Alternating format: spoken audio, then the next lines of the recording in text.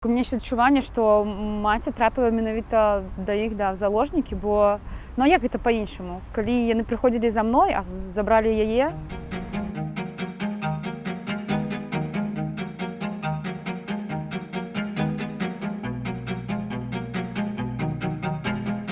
Я был дома. Ну, у нас как бы спокойно, там это у нас заборчик есть, и замыкается замок. А потом слышу, кто-то стучит в дверь дома. Я думаю, как замок закрыт, кто-то, может, сыны там пришли. Смотрю, стоят 4 человека какие. Кто такие открыли? Вот мы из советского РОВД, советская, по-моему, это где я Кубыкова. Ну, я уже не стал спрашивать, как вы попали сюда. Вот Юля, Аня дома, там есть такие. Я говорю, ну, дома их нету, они есть, но их дома нету, где они сейчас, я не знаю. Яны прыйшлі менавіта за мной знайсці мяне, каб, напэўна, мне даць суткі. Але ж я таксама у той акцыі не ўдзельнічала.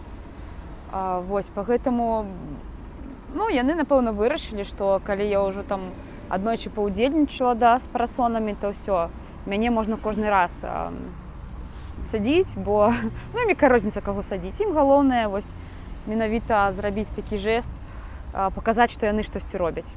А тут жена говорит, а выбегает, что такое, кто там спрашивает? А вы кто? Татьяна Федоровна. О, Михайлова Татьяна Федоровна, ну-ка, мы с вами, тут у нас на вас ориентировка, собирайтесь, мы должны с вами проехать сейчас в РОВД для уточнения там по запросу какого-то, кого там, не знаю. Говорит, мне не хочется ехать с вами, а мы сейчас составим протокол сопротивления. Ну, она собралась тогда, уже понимает, что уже первый раз забрали ни за что и даже не сопротивлялась, и дали 5 суток. Ну, она первый раз сидела, тоже ж ни за что попала. Приехали, сказали, вы подпишите акт, что дома нету детей, там это, и посадили на 5 суток, дали за сопротивление. Что как будто она там 10 ОМОНовцев сопротивлялась, и ОМОНовцев. И в этот день она тоже целый день тут сидела, она даже не доделала, похоже. Ну да, 12 числа она сажала, целый день сажала, занималась помидорами, до пришествия вот этих милиций там.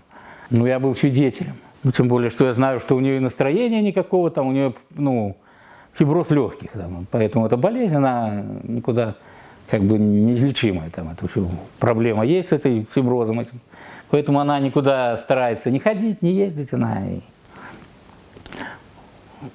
за акции 100% она, ну, не хочет туда ходить, даже если бы ее попросили, даже если бы кто-то уговаривал, она бы не пошла и по состоянию здоровья, скажу так. Было 2 свидетеля. Один из свидетелей, который составлял как бы протокол, то есть, ну, написано, что он составлял протокол, но вроде как он в основном говорил, что он ничего не знает.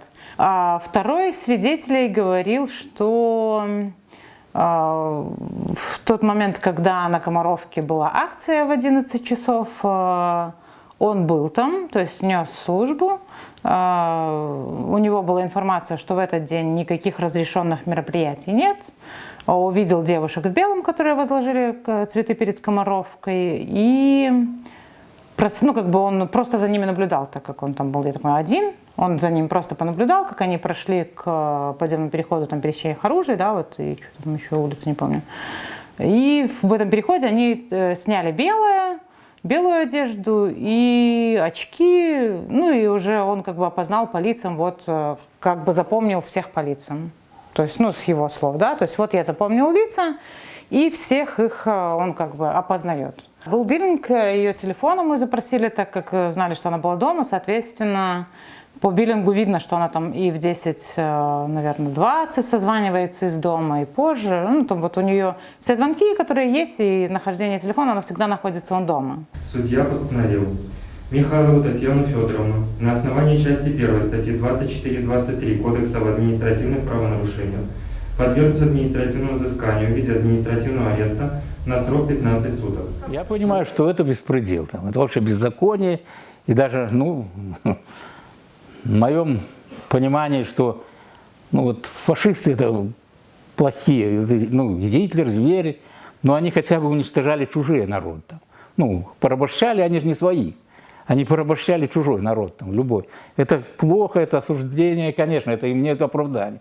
Но когда, считаю, когда находятся люди, которые издеваются над своим народом, это ну, хуже тех фашистов в разы. Там. Как можно издеваться над своими людьми?